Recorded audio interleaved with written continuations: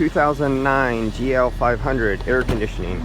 Complained after 6 hours of driving, all of a sudden the air conditioning stopped. And back in San Francisco, it's cooler right now. AC works beautifully.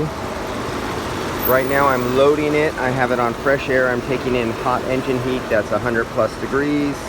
I have all the doors open. I'm trying to make it not work. I drove the superheat up. Well, the compressor is taking over because it's a variable compressor. With all the doors, it was at 188 psi. With the doors closed, with no load on it, recycling inside air. This is the funny thing with the variable controls. I have it under fresh hot air from the engine blowing a fan. This engine is hot and air blowing in, and my high side actually went down.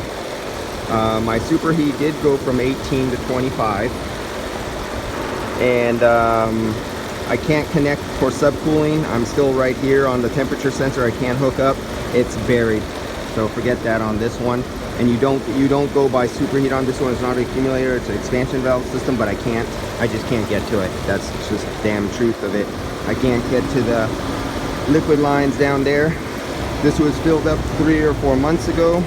I know the technician, he has a refrigerant analyzer. He tests all his refrigerant. I tested his machine. I tested his refrigerant. It always comes out pure refrigerant with 0% air. I trust him.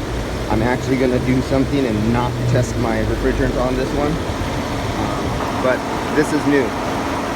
That leak of oil, 3 or 4 months.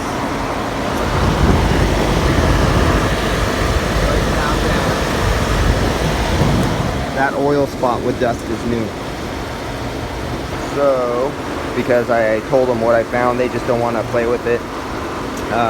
I'm going to measure the amount of refrigerant that has come out in 3 or 4 months, and depending on that, knowing that he charged it right 3 or 4 months ago to now, if it lost a decent quantity, condemning the condenser, looking for more. But on this car, give it up, forget it. Everything is hidden under plates and shields down low. You can barely get in anything unless the leak was really big. This is a tough one for finding leaks just because of access. The cost and time to tear everything apart and actually look for stuff would exceed the value of the AC system. It's just ridiculous.